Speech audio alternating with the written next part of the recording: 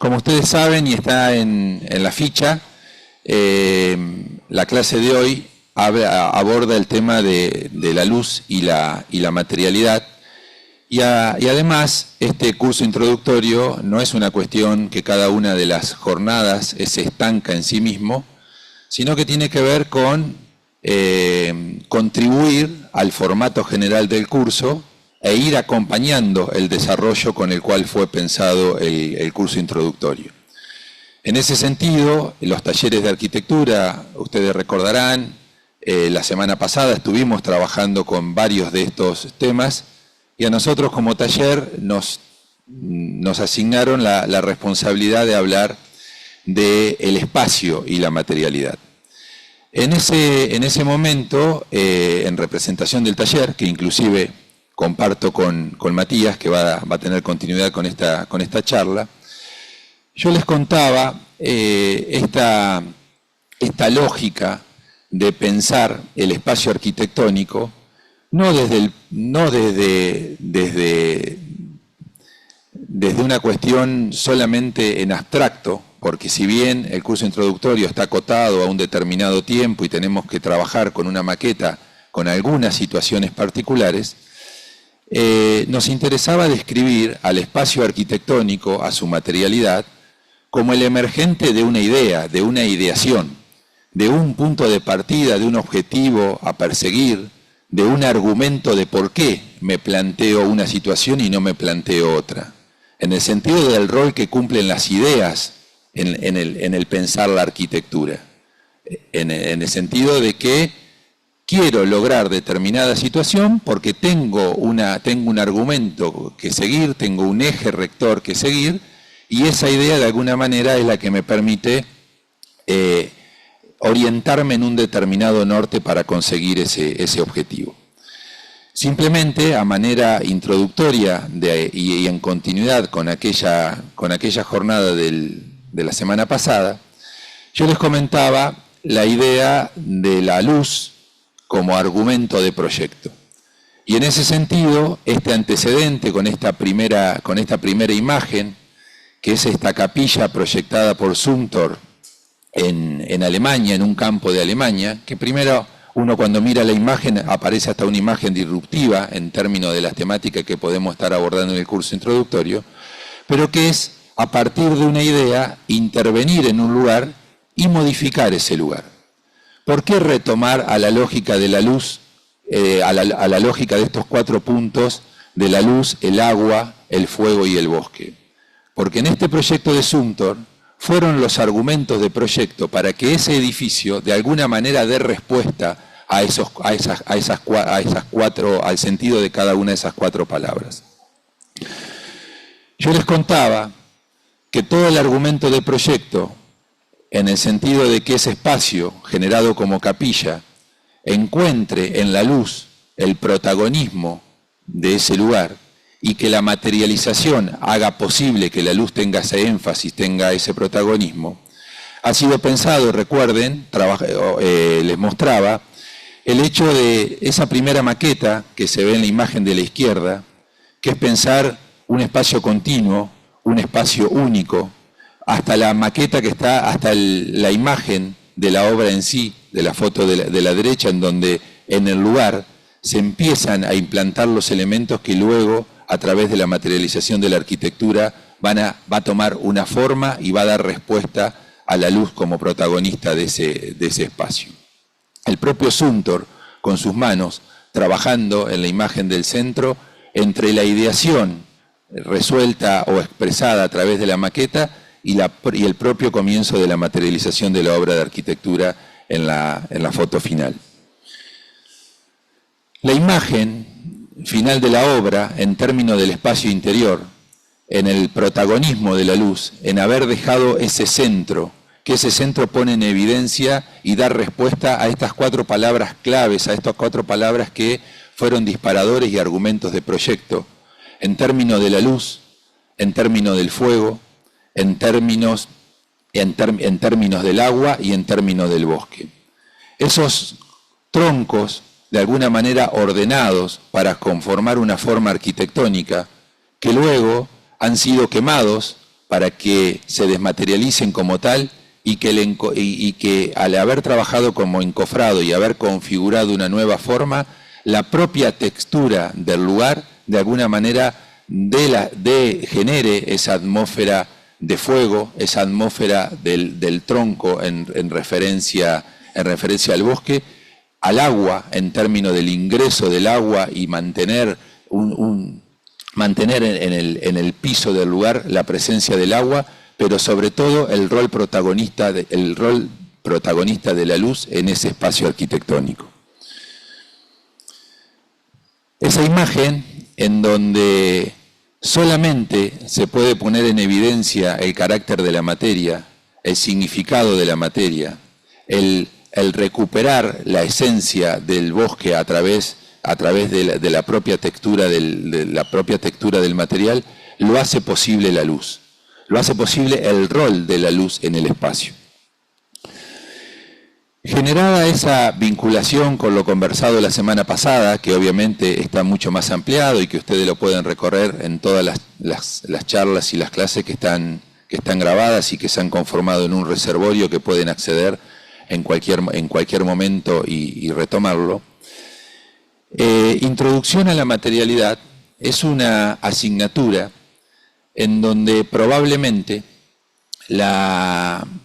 los contenidos más relevantes estén orientados a dar respuesta al espacio arquitectónico y que ese espacio arquitectónico para su materialización recurra a determinadas situaciones que le puedan dar razón de ser.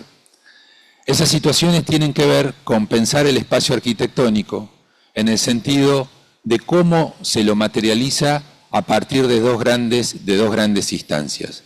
La instancia de cómo se logra el equilibrio de ese espacio arquitectónico a través de una estructura de sostén, como así también cómo se configura ese espacio a través de la envolvente, a través de su cerramiento, a través de cuáles son los límites entre el espacio interior y el espacio exterior.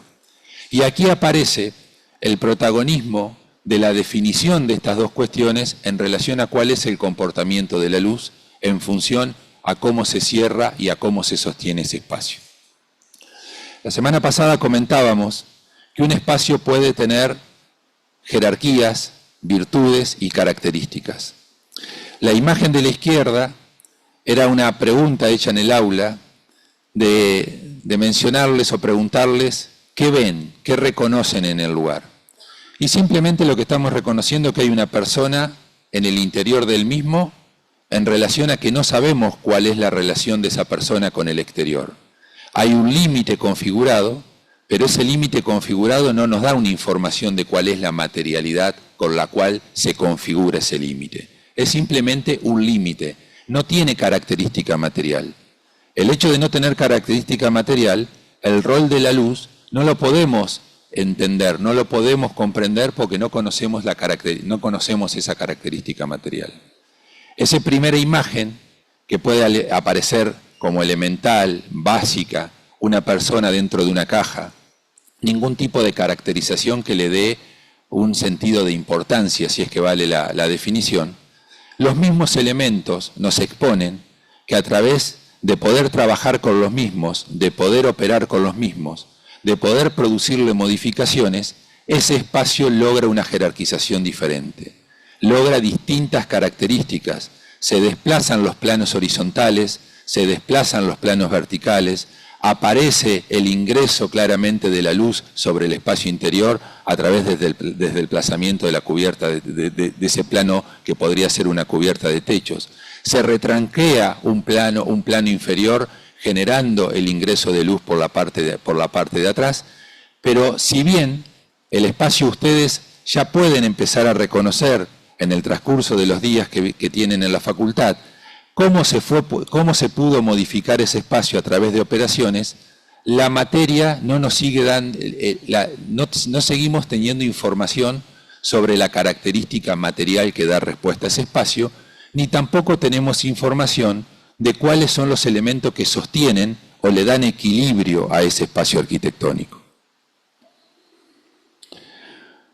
En la ejercitación que tuvieron en el día de ayer, que han empezado a graficar lo que ustedes de alguna manera han operado con la maqueta, podríamos llevar a que el gráfico de la derecha, en la planta dibujada en la izquierda, es la representación justamente en planta de esos elementos. Los planos verticales configurados en la planta, definiendo un lugar, el plano quebrado conformando una L que tiene continuidad, los dos planos perpendiculares que logran una distancia entre sí, empiezo a comprender ese espacio arquitectónico, cómo lo puedo reconocer en términos funcionales a través de una planta. Y sigo sin tener definición de cuál es el carácter material de ese espacio arquitectónico. Vamos a ver muy rápidamente 3 obras, o en realidad son 3 proyectos de Mies van der Rohe. Probablemente algunos de ellos ya lo conozcan, yo voy a pasar muy rápido para mostrar el análisis comparativo del rol de la estructura en relación a los espacios que cierran y al comportamiento de la estructura y el cerramiento con respecto a la luz en el espacio interior. Esa casa de ladrillos, pensada por Mies, nos tiene de alguna manera una profundización sobre el esquema que estuvimos viendo anteriormente. Hay grandes elementos perpendiculares entre sí que configuran espacios. Con otro nivel de profundización podría parecerse al esquema gráfico que vemos acá a la izquierda. Con una complejidad de lo que significa un proyecto de esta envergadura, los planos trabajan de alguna manera entre sí, articulando los espacios y vinculando cada uno de los espacios interiores con los espacios exteriores. Hay muchísima similitud en términos de la organización de esos planos. ¿Por qué nos interesa mostrar esta obra? Porque acá podemos comprender que esos planos que configuran el espacio lo cierran, lo delimitan, pero a la vez tienen la responsabilidad, entre comillas, de ser la estructura de sostén de esa obra de arquitectura. Por lo tanto, la estructura de sostén convive con la envolvente como un único elemento. Si la estructura de sostén, que son esos planos de mampuesto, se configura en estructura y en envolvente, yo voy a necesitar masa para que trabaje estructuralmente. Si necesito masa, voy a tener una condición de un plano opaco que de alguna manera para trabajar por resistencia, la masa va a tener un protagonismo, por lo cual en términos visuales, en términos de perspectiva, en términos de transparencia, no va a ser posible porque ese mampuesto no me va a permitir tener una visualización del espacio exterior. ¿Por qué? Porque si deja de tener esa masa, si deja de tener esa entidad, no va a poder tener un comportamiento estructural para hacerse cargo de las cargas de la vivienda, poder trasladarlas al suelo y mantener el espacio en equilibrio. Por lo tanto, el rol del cerramiento y el de la estructura en el caso del mampuesto es el mismo, y lo que queda en relación con las envolventes son esas carpinterías que se ven en la volumetría, que es la relación de la vivienda con el espacio exterior, y por ende el de la transparencia, el de la perspectiva, el de la luz. En una ejercitación similar, como dijimos anteriormente, podemos ver cómo estos planos tienen un rol diferente en el pabellón alemán en Barcelona de Mies van der Rohe también. ¿Y en dónde encuentro la gran diferencia con la casa de ladrillos que veíamos de Mies? En que, como empiezo a acostumbrar mi mirada a leer la arquitectura, la planta del pabellón también tiene elementos y planos perpendiculares entre sí. ¿Cuál es el dato, la información que surge en esta planta que no estaba en el esquema anterior de la casa de ladrillos? Los elementos estructurales que son puntuales, son columnas. Ya no es el plano que necesita masa y encontrar un límite con el espacio exterior.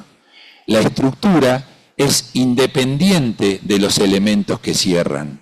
El hecho de que la estructura sea independiente de los elementos que cierran, ya no me obligan a que los elementos que cierran tengan el carácter de ser portante, tengan masa y me generen determinadas condiciones con el espacio exterior. Por lo tanto, esas mismas columnas que veíamos identificadas en amarillo en la planta, las podemos ver en la perspectiva, esas columnas metálicas, que están independientes de los elementos que cierran, y como los elementos que cierran son independientes de la estructura, pueden tener una dimensión material que no necesariamente es estructural. Por lo tanto, empiezan a ser transparentes, pueden ser translúcidos, También pueden ser pesados y de piedra, pero pueden ser fijos, pueden ser móviles, se pueden desplazar en horizontal y un espacio que en principio parecía cerrado puede vincularse con el espacio exterior. Entonces, la posibilidad de que la estructura y el cerramiento sean independientes, la condición de la envolvente me permite distintas condiciones del espacio interior con la luz y la jerarquía de ese espacio interior a través de la presencia de la luz en su interior. La imagen del pabellón, en donde claramente los planos quedan identificados, a diferencia de los elementos estructurales que son las columnas, y así también el rol de la luz, cuando la luz tiene un protagonismo de estas características, no hablando siempre de la misma en el espacio interior, en donde la luz, de alguna manera, a través del reflejo del impacto en un plano, de la reconfiguración de ese espacio, si lo imaginamos con la radiación solar sobre uno de los planos o si lo imaginamos en sombra, inclusive en esa condición hasta de proyectar el plano en el agua a través del rol que cumple la luz. O sea que la luz, en este sentido, se configura en sí mismo en materia, transforma el lugar a través de la incidencia de la luz.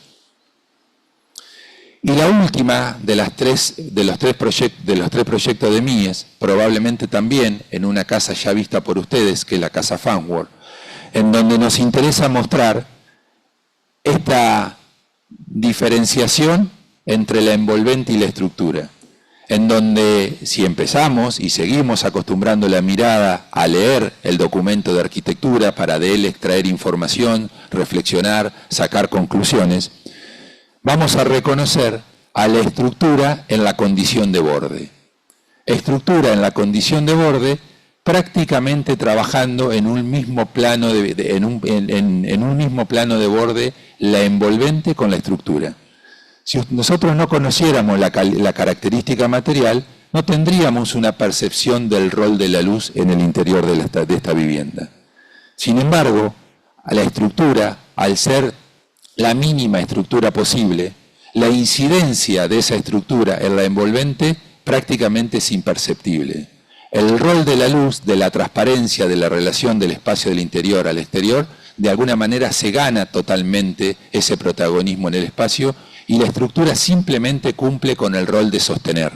Simplemente en su mínima expresión mantiene el equilibrio en el espacio y la casa prácticamente se confunde entre cuál es el espacio interior y cuál es el espacio exterior, porque logra una transparencia prácticamente absoluta y el rol de la luz un protagonismo determinante. Distintas imágenes nos expresan esa situación. La transparencia que me permite el vidrio, de alguna manera, pone en énfasis el rol de la luz y la importancia de reconocer para el protagonismo de la luz cuáles son los elementos que configuran el espacio arquitectónico. Es la estructura, es el cerramiento. Si es el cerramiento, la diversidad de características materiales que puede tener para profundizar esa relación. Una lámina síntesis de lo que venimos hablando. Ahí están las tres plantas graficadas. Fíjense, la palabra no es progresión, la progresión la podemos entender en el tiempo, pero no hay una cuestión de que una sea mejor que la otra, pero simplemente nos puede mostrar la diferenciación en que en un mismo proyectista, a través de un mismo criterio de cómo el espacio se vincula entre sí a través de elementos que lo configuran en un andar continuo, en donde la casa de ladrillos uno pasa de un espacio al otro con absoluta fluidez. Lo mismo pasa en el pabellón de Barcelona y lo mismo pasa en la casa Farnworth, pero cómo la característica de la luz ha sido totalmente diferente a través de la dimensión material, y la dimensión material ha quedado totalmente vinculada al rol de la estructura en relación a la envolvente y los elementos de cerramiento. Para finalizar, un último ejemplo, y de alguna manera vincularlo al ejemplo anterior de Zumthor con la capilla en Alemania. Esta es otra capilla, no tiene que ver con apología de la religión, la clase ni mucho menos, simplemente porque hay dos elementos que son muy interesantes que ustedes conozcan, aquella metáfora de Zumthor y esta estrategia proyectual con la luz como materia de Campodónico en la provincia de Córdoba. Vuelve a ser una capilla. Esa capilla, observen, un único volumen, a través de una configuración de encontrar en el paisaje un límite a través de esos dos elementos mucho más bajos, pero que contienen el espacio exterior y de alguna manera ubican la capilla entre ellos. Interpreten la planta. Esas dos grandes curvas son esas paredes bajas que contienen el espacio exterior y de alguna manera permiten el egreso y el ingreso a la capilla, y la capilla es esa otra estructura con esa forma que a partir de la tensión entre los dos elementos permite el ingreso. Pero fíjense, no solamente la planta, que es la imagen de arriba, interpreten o traten de interpretar el corte que está graficado en la parte inferior. Los dos pequeños planos más bajos son esa especie de borde del espacio exterior. Y la capilla es el otro elemento que está en el centro, y fíjense que prácticamente, o no prácticamente, no se reconoce ningún tipo de relación con el exterior. Es una capilla cerrada en toda su envolvente. Nuevamente, mampostería de ladrillo, absolutamente cerrada. Bueno, ¿cuál es el rol de la luz en ese proyecto? ¿Cómo puedo yo de alguna manera tener como argumento mostrarle la característica de la luz como materia en un lugar totalmente cerrado? Cuando veo la imagen, encuentro esa opacidad que prevalece sobre cualquier cuestión en donde tenga protagonismo la luz. Y cuando entendí el primer corte, reconozco el segundo corte y ahí sí veo la presencia de esa capilla en relación con el espacio exterior. Pero no se trata de un simple aventanamiento, no se trata de un simple vano sobre la planta de apoyo de la vivienda para tener protagonismo con el espacio exterior. Tiene que ver con haber estudiado el rol de la luz y la incidencia de la luz a través de la reconfiguración del espacio. Para que se entienda, vamos a ver menos de un minuto, creo que es, este video, y creo que el video por sí mismo va a hablar de la idea proyectual, de cómo el espacio se puede configurar a partir de la luz y el protagonismo de la luz cuando se configura en materia. ¿Arrancó? Perdón,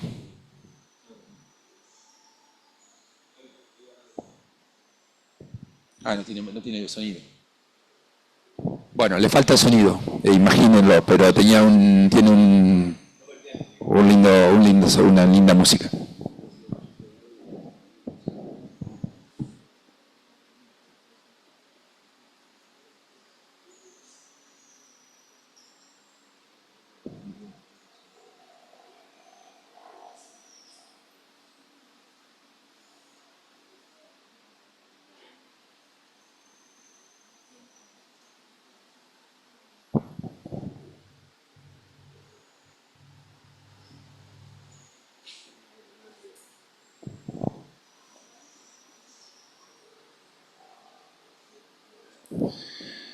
Bueno, es una lástima que no se haya escuchado el sonido. Esta es la parte de mi charla. Muchísimas gracias por la atención y sigue Matías.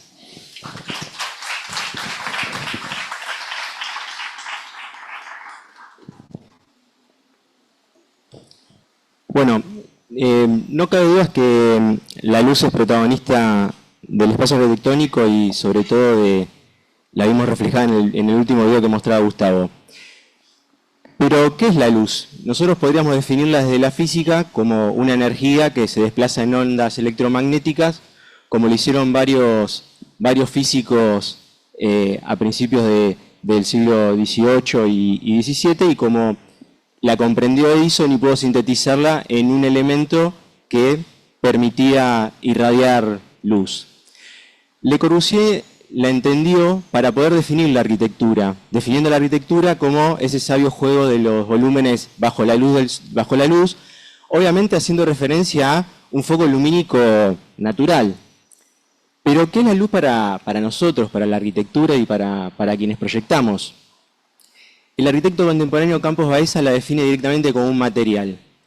Es un material, lo define como intangible, es decir, lo vemos, entendemos su presencia, no podemos tocarlo, pero la luz está presente en el espacio, incidiendo de distinta manera en él. Al mismo tiempo lo entiende como un material valioso y gratuito. Nuestra fuente lumínica, obviamente, es el Sol o la luz atmosférica, en el caso de que sea un día nublado como hoy. La luz, para nosotros, para la arquitectura, va a ser reveladora de las formas del espacio. Va a jugar en este mundo entre lo intangible y lo tangible de los materiales. Va a ser posible también la percepción espacial que nosotros tenemos cuando transitamos o vivimos un espacio. La percepción va a devolvernos las características que tiene ese espacio, las características de sus materiales. Lo vimos en Zumthor, lo vimos en Mies van der Rohe, lo vimos en Campodónico. Vamos a entender también las dimensiones de ese espacio, las texturas, los colores que pueden estar aportando esos materiales, y junto a la luz van a generar lo que vamos a llamar una atmósfera espacial, que es como nosotros percibimos el espacio. Cada uno de ustedes lo percibiría de distintas maneras. La materia es capaz de construir ese espacio.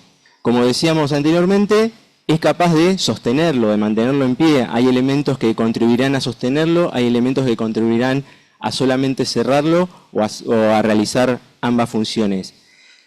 Aportan a la atmósfera, porque cada material tiene un color, tiene una textura, tiene una rugosidad, tendrá un brillo, tendrá una aspereza al tacto, y al mismo tiempo terminan de conformar la forma espacial a partir de las operaciones que hacemos sobre los elementos que componen el espacio. En términos básicos, planos horizontales y verticales, un poco lo que están haciendo ustedes en sus maquetas, que por el momento están despojados del rol de la materialidad, un poco lo que sucedía en los esquemas que mostraba Gustavo al principio de las operaciones espaciales que hace Odone. Pero esas operaciones, junto a la materialidad, terminan de darle la forma a la arquitectura. Tanto materia como las operaciones sobre los elementos que componen el espacio, como la percepción que tenemos sobre ese espacio, incidido por la luz, están presentes en todos los espacios de la arquitectura, como puede ser lo que podemos definir como un espacio clásico, estos espacios que uno podía habitar hasta finales del siglo XIX, donde están cargados de ornamentos que respondían a cánones de bellezas de esa época y que también denotaban cierta exclusividad de acceso a estos espacios. Mientras que a principios del siglo XX, lo que podemos definir el espacio moderno, de la mano del movimiento moderno y de la arquitectura moderna, ya es un espacio que empieza a despojarse de los ornamentos, empieza a pretender ser atemporal, es decir, no estar influido por modismos, e incluso también procura democratizar el acceso de espacios de calidad a la mayor cantidad de gente. Esos cambios que se dan en esos dos espacios que podemos definir entre el espacio clásico y el espacio moderno de la arquitectura, están influenciados por cambios que están por fuera de la arquitectura. Uno de ellos, los cambios que se dan a partir de las revoluciones industriales, que permiten generar nuevos medios de producción, y a partir de esos nuevos medios de producción obtener nuevos materiales o darle nuevo sentido a materiales ya existentes y poder fabricarse en masa, en serie, poder fabricarlos en medidas estandarizadas, así como podemos encontrar el acero, el vidrio, ya de medidas constantes y regulares. Esas máquinas, al mismo tiempo, fabricaban otras máquinas que van a incidir en la vida cotidiana de esa instancia temporal que estamos estudiando de final del siglo XIX y principio del siglo XX. El automóvil permitía trasladarse en el espacio un poco más rápido que el caballo en ese momento, pero sin la necesidad de tener tiempo de descanso. Simplemente con reabastecer combustible, el automóvil podía seguir camino. El avión empieza también a cambiar los tiempos de recorridos e incluso empieza a cambiar las situaciones espaciales de recorrido. Uno empieza a entender la ciudad, los espacios que habita desde el aire, desde la planta de techos, desde las cubiertas. El ascensor nos permite trasladarnos en altura. Esto genera una verticalización de la arquitectura, un cambio fundamental en empezar a comprender cómo uno puede empezar a pensar una nueva arquitectura y una arquitectura distinta. El teléfono, por más habituados que estemos a su uso, en ese momento generó poder tener una charla en tiempo real con una persona sin la necesidad de trasladarse para charlar con ella. Es fundamental en la relación de cómo vivimos los espacios. Y el cine y la fotografía, muy incipientes en ese momento, empiezan a impactar en las artes y empiezan a aparecer nuevas expresiones artísticas porque el arte empieza a entender que está perdiendo algo de sentido. El arte hasta ese momento era un arte figurativo y casi retratista. A partir del arte uno pedía ser retratado para perdurar su imagen en el tiempo, o retratar un paisaje, o recomponer alguna situación histórica para tener alguna imagen de un hecho histórico. La fotografía y el cine permiten retratar la realidad en el instante, con lo cual el arte empieza a perder ese sentido de copiar la realidad, y las vanguardias surgen generando alguna ruptura también con los cánones artísticos de ese momento, jugando entre este arte figurativo y un arte abstracto que ya no se parecía a la realidad, pero que sí empezaba también a incorporar la transmisión de un nuevo mensaje a partir del arte. Otros cambios, muy por fuera de la arquitectura, pero que influyen, es a partir del campo científico, nuevos paradigmas que empiezan a surgir, primero de la mano de Albert Einstein y la teoría de la relatividad, donde define taxativamente que el tiempo es inseparable del espacio. Es decir, el tiempo transcurre en un espacio y el espacio es donde transcurre ese tiempo. A esto se suma cierta relatividad también de esa percepción espacial y temporal, a lo que se suma una nueva ciencia para ese momento. De la mano de Freud, el psicoanálisis es una disciplina que permite estudiar la psique de las personas. Empieza a entender que nosotros ejercemos actos voluntarios, involuntarios, subconscientes, tenemos pensamientos ocultos, tenemos pensamientos que expresamos, y de la mano de la teoría de la relatividad también empieza a entender que hay cosas que empiezan a ser relativas para nosotros. Por ejemplo, el tiempo. Hay un tiempo medido por un reloj, pero también hay un tiempo percibido, y también percibido en un espacio. Si esta charla les parece aburrida, se les va a hacer larguísima. Si esta charla les parece llevadera, va a parecer mucho más corta, pero en tiempos reales dura lo mismo. Y todo esto también acompañados por cambios políticos y sociales y económicos que se estaban dando a nivel global. Para enumerar algunos, Primera Guerra Mundial, Revolución Rusa y todos los reacomodamientos geopolíticos de Europa Central y Oriental. En ese contexto, que en realidad Mies van der Rohe define como la voluntad de una época, entendiéndolo como cambios evolutivos y cambios que van cambiando nuestra vida a un paso bastante acelerado y van definiendo las distintas épocas en las que vivimos a lo largo de nuestras vidas. Le Corbusier crea, bajo los paradigmas también del movimiento moderno, el sistema dominó. El sistema dominó es un simple sistema estructural, nos parece a simple vista, pero tiene una elaboración intelectual muy profunda, que no dejan de ser 3 planos horizontales sostenidos por 6 pilotís y un sistema de escaleras por fuera de esa estructura que permite recorrerlos en altura. Ese sistema básico estructural era capaz de ser replicado, de ser adaptado para poder crear una nueva arquitectura a partir de los nuevos materiales para dar unas nuevas respuestas a una nueva sociedad, una sociedad que estaba en un inminente e incipientes cambios. El sistema dominó nos permite pasar de esa arquitectura que definimos hace un tiempo como clásica a una arquitectura moderna, entendiendo la arquitectura clásica como una arquitectura de caja muraria, una arquitectura de salas donde una serie de compartimentos estancos, uno para atravesarlos sale de uno para entrar a otros, donde la medida de esos espacios no respondía a la función que allí se realizaban, todos los espacios eran iguales aunque la función que se realizaba en ellos era distinta, y la cubierta no dejaba de ser más que una techumbre para poder evacuar lluvia, nieve o lo que sea, o incluso impermeabilizar la vivienda. A partir del sistema dominó, empieza a independizarse la estructura del cerramiento. Esto que Gustavo contaba en el pabellón de Barcelona. A partir de un esqueleto, que es el sistema dominó, empieza a generarse una arquitectura mucho más fluida, donde la dinámica y la continuidad espacial dominan el espacio. Ya uno no entra y sale de salas, sino que la transición espacial se da de manera paulatina entre un espacio y el otro. Esos espacios empiezan a tener dimensiones acordes a la función que en ellos se desarrolla, sea privada, sea pública, sea de día, sea de noche. Y la cubierta comienza a ser no solamente plana, sino un nuevo espacio habitable que recupera el espacio perdido ocupado por la arquitectura. Recién veíamos de Mies van der Rohe la casa Farnworth, y ya que lo nombramos, sumamos la casa Mates de Le Corbusier. Ambas viviendas, a simple vista, son bastante distintas, pero su esencia es la misma.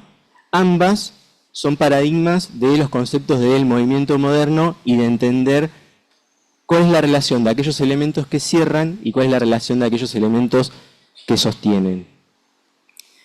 Repasando algo de lo que decía Gustavo sobre la casa Farnworth, la casa Farnworth es de acero, su estructura es un esqueleto conformado por perfiles, tiene como una imagen bastante industrial, está en Estados Unidos. Para ese momento, mediados del siglo XX, Estados Unidos fabricaba la mitad del acero que se consumía en el mundo, con lo cual era un material bastante abundante. En la relación con el entorno, es una vivienda que flota, un poco haciendo alusión a los tres planos del sistema dominó.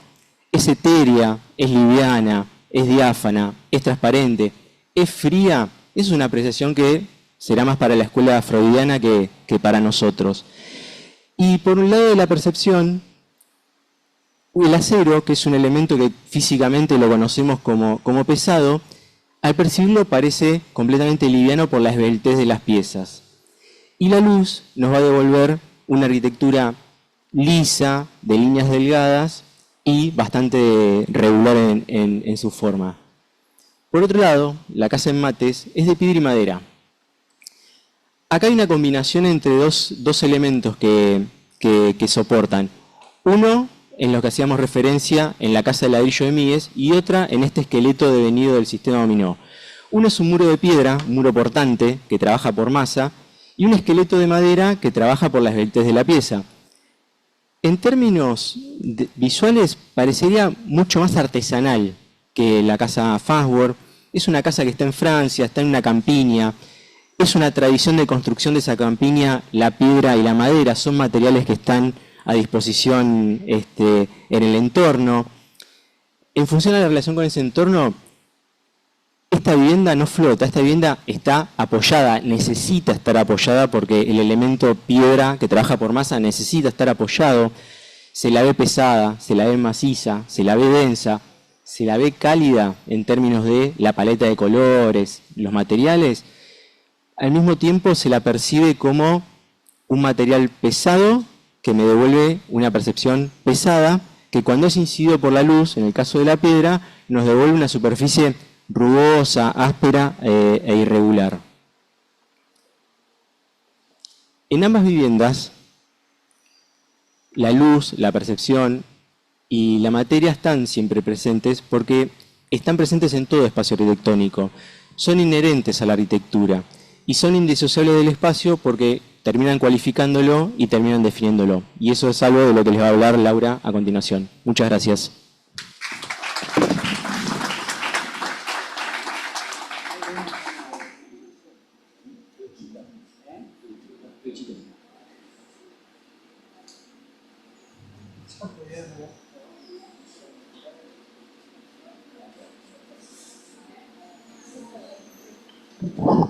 Bueno, se va la tercera. Malambo. Buenos días, un gusto tenerlos, un gusto estar. Ojalá crezcamos y sigamos en esta suculenta facultad de arquitectura que nos está cobijando. Vamos a sostenerla.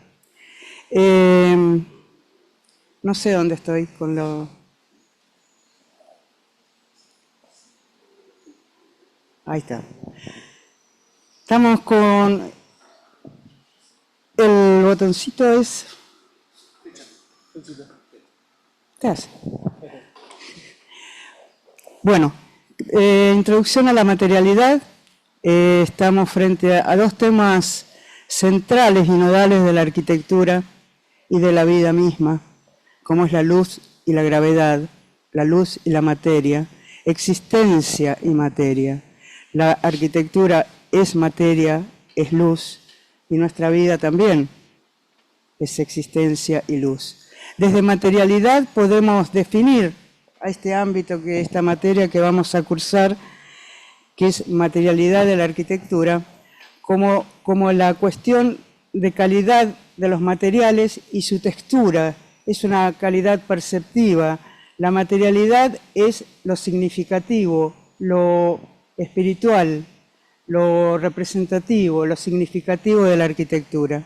Y se percibe obviamente con los sentidos, porque es un espacio simbólico y existencial. La luz es existencia, es percepción. La gravedad es sostén y el equilibrio, los grandes desafíos de la vida, no solo de la arquitectura. Sostenerse y brillar, sostenerse y existir. Si hacemos un triángulo conceptual para sostener estos conceptos que estoy hablando, y decimos que la materialidad y la arquitectura, fundamentalmente la arquitectura, ¿ustedes me escuchan bien, no? Atrás no se escucha, ahí todos no saben lo que dije, nos arrancamos de nuevo, ¿no? Este es un triángulo claro, conceptual que conforma a la arquitectura. En principio hay un programa significa un tema a responder. La arquitectura responde a temas, responde a programas, responde a necesidades. Es su rol primario. Tiene una forma, tiene un envolviente y tiene una estructura que la sostiene. Ese triángulo virtuoso es la estructura de la arquitectura. Y me voy a ir atrás, hablando de buscando la existencia y digamos lo significativo de la materia, la gravedad y la luz.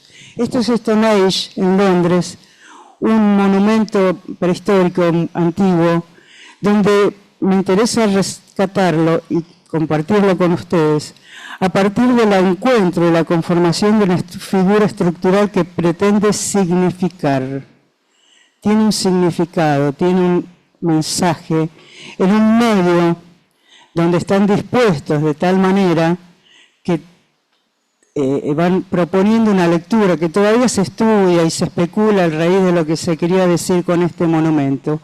Pero me interesa rescatar esta figura estructural que va a ser determinante en la vida de la arquitectura, porque podemos ir a Grecia, que también otra vez tenemos el trilito, que son las columnas y las vigas, como una estructura sostén, podríamos decir que es la misma. Obviamente cambió el sentido de la búsqueda. En la Acrópolis, esto es una Acrópolis, ahí hay un espacio oscuro en el fondo, donde protegen a sus muertos y a sus dioses. No se camina, digamos, es un espacio, es como un cofre, un gran cofre. Fíjense en Stone Age, donde se trabajaba a partir de la libertad del medio y de la estructura liviana. Esto es la estructura cerrada, pero fíjense que culturalmente, o el trabajo estamos hablando de piedra sobre piedra, en este momento como único material.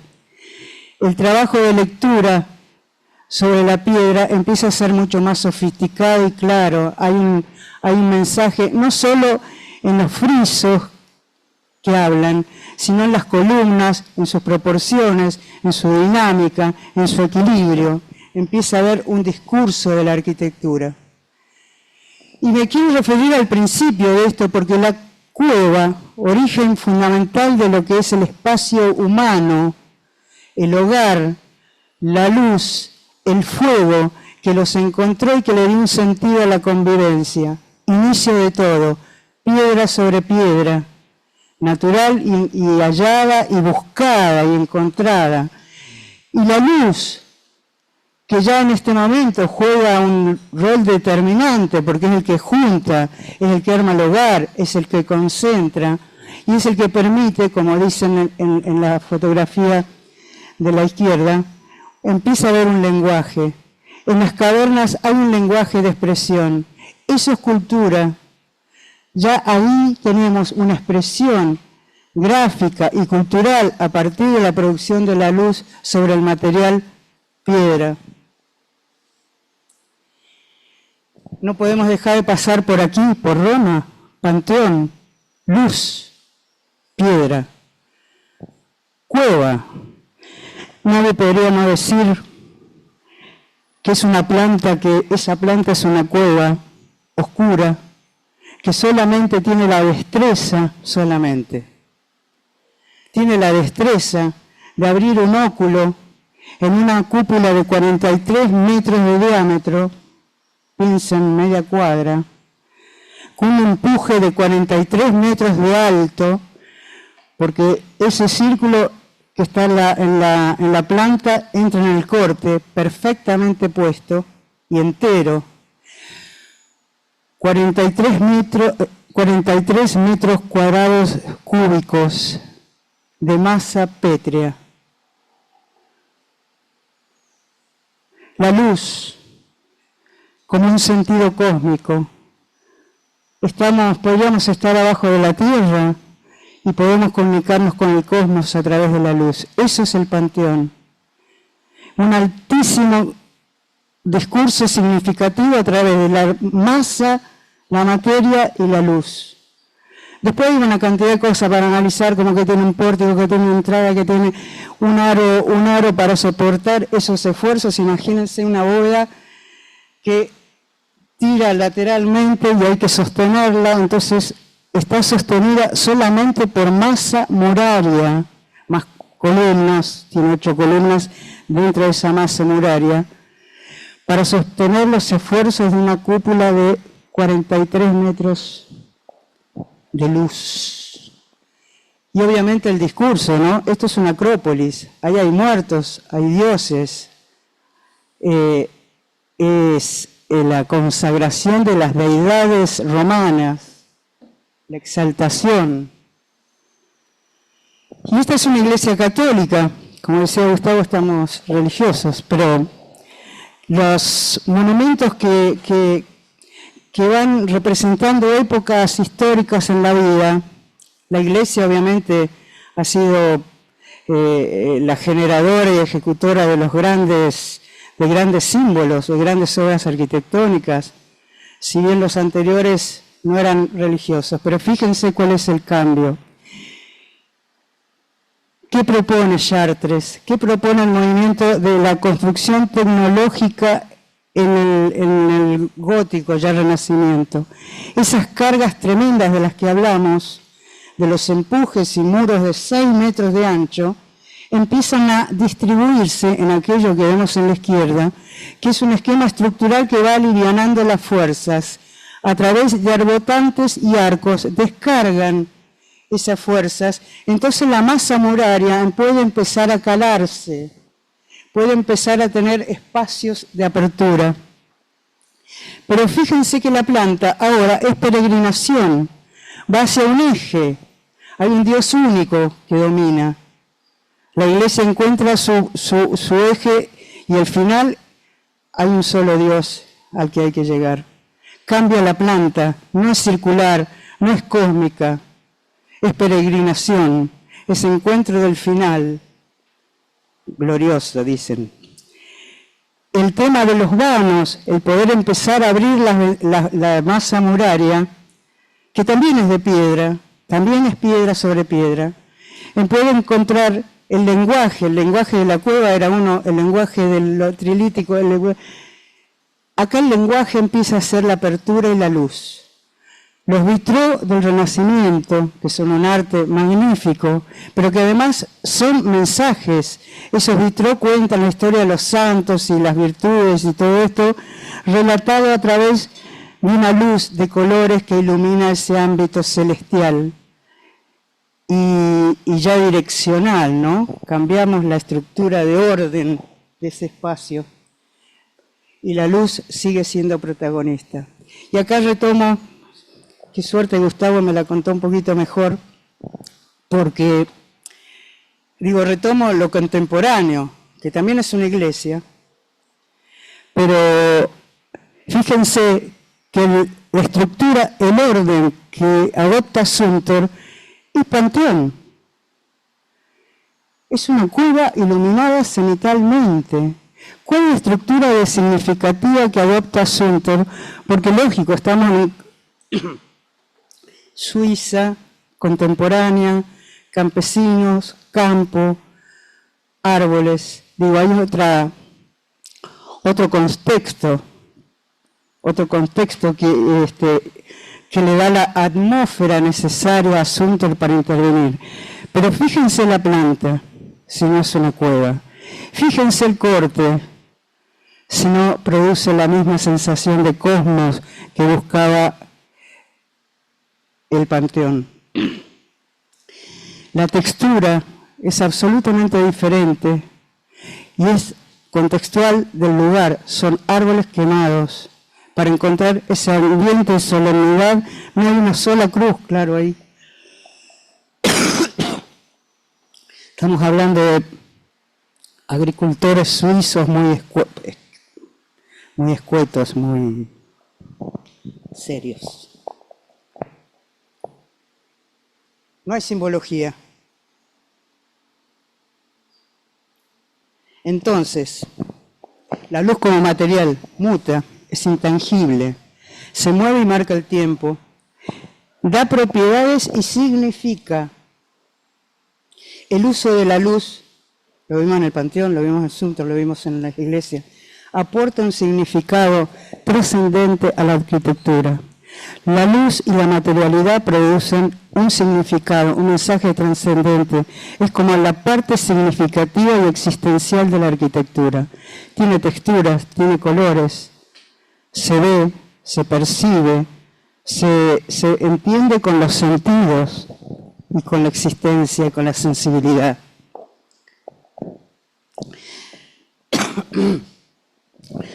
Otra vez Farnworth, donde ahora sí el muro se desmaterializó por completo. Tenemos el negativo de lo que veníamos viendo. La tecnología, el hierro, vemos allá el rascacielos. Obviamente acá en el medio está la revolución industrial, que aparece un material que revoluciona no solo la construcción, la vida de la humanidad, a partir de ser una revolución. Y en lo que respecta a la construcción, a la materialidad, aparece el acero. El acero cambia, obviamente, la forma completamente de construir y permite hacer alturas, como la tenemos allá, que es Gropius, un edificio rascacielos donde aparecen los curtain wall, lo llamaban, paredes de vidrio. Eso lo permite el acero.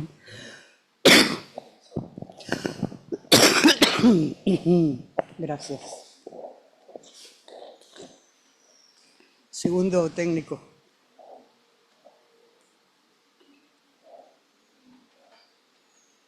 Después les cuento, estoy con una peste, bueno, no importa. Y Farnworth es hablando de lo significativo y lo simbólico, Farnworth es un símbolo de la arquitectura que se descubrió completa.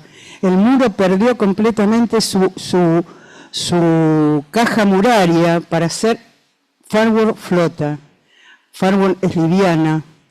Ya la vimos más claramente con Matías. Pero digo, el mensaje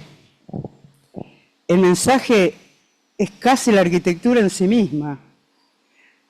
Podríamos decir que es muda, no es muda, es elocuente, pero es elocuente y habla a través de su materialidad.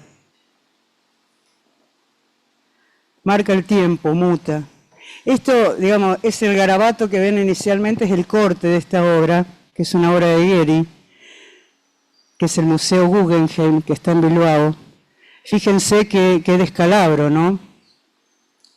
Digo, pero sin embargo, si vemos el corte y la planta, donde evidentemente acá lo que hay respecto del acero y el hormigón. El hormigón armado lleva acero y permite unas formas plásticas que se manejan con encofrado, que permiten esta plasticidad de la obra de Gehry, que sin embargo en lo profundo y en lo simbólico sigue buscando la altura, sigue buscando la luz, sigue buscando el cenit. Pero esto no es una iglesia, eso es un museo, es arte y cultura, lo significativo. Entonces, si define la intensidad, define los límites y da forma, la luz es un elemento para pensar cada vez que hacemos algo y estudiarla bajo los efectos de lo que querramos conseguir respecto de esa materialidad, la textura, el color, la forma. Cómo el interior, el exterior triunfa digamos, se lee la estructura liviana volando, y el medio y a la noche es el negativo. La luz es interna, es adentro. Desaparece el medio, el contexto, para transformarse casi en una lámpara, casi en una linterna. Farnworth. Y sus distintos el tiempo y los distintos colores, y el otoño y el verano, y seguimos. Cueva otra vez, digo, otra iglesia de Corbusier. Arriba en la maquetita ustedes pueden apreciar el valor del hormigón, la plasticidad, se consiguen formas plásticas maravillosas, resistentes, digamos, no tiene juntas, no tiene encuentros, es monolítica y es total. Con eso él construye otra cueva, otro espacio oscuro, iluminado esta vez de otra manera, porque hay otro discurso, otra ideología. Estamos hablando del cubismo, estamos hablando del arte que Le Corbusier además era un pintor y un escultor magnífico. Entonces empieza a trabajar con los colores primarios y a iluminar la cueva y ese sentido espiritual tan profundo de otra manera, pero existencialmente en lo profundo y lo significativo sigue apostando al silencio espiritual de lo que significa una iglesia. Esto es México es color. Si hablamos de luz y hablamos de textura y hablamos de grados de intensidad de la materia, este es un mexicano Barragán, que maneja el color como todos los mexicanos espectacularmente, y fuerza en el color. Las maquetas, digamos, estos son escenarios de trabajo con luces y sombras magníficos para poder hacer estos ensayos de qué pasa con la luz y la sombra en las maquetas.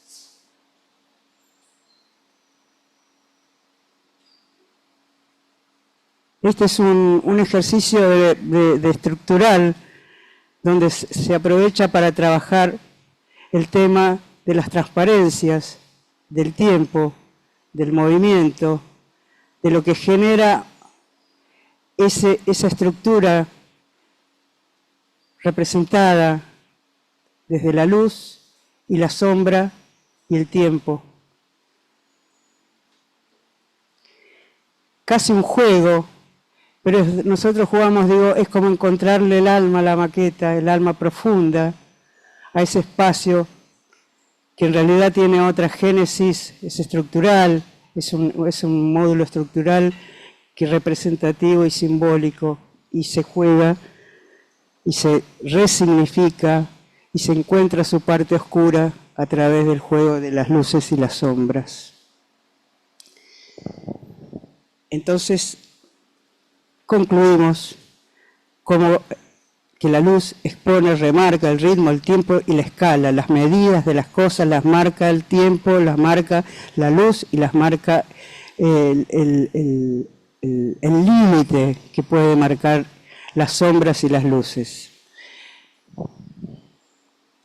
El límite. el límite de la imaginación, el límite del material, el límite de lo significativo, que es realmente el fin último de la arquitectura. De eso se trata la arquitectura, encontrar el límite, el espacio, la significación y la existencia del ser humano en un momento dado. Hoy día, no sé cuáles son nuestros monumentos más significativos. Esta situación, hoy contemporáneo, es para pensarlo. ¿Qué nos representa hoy?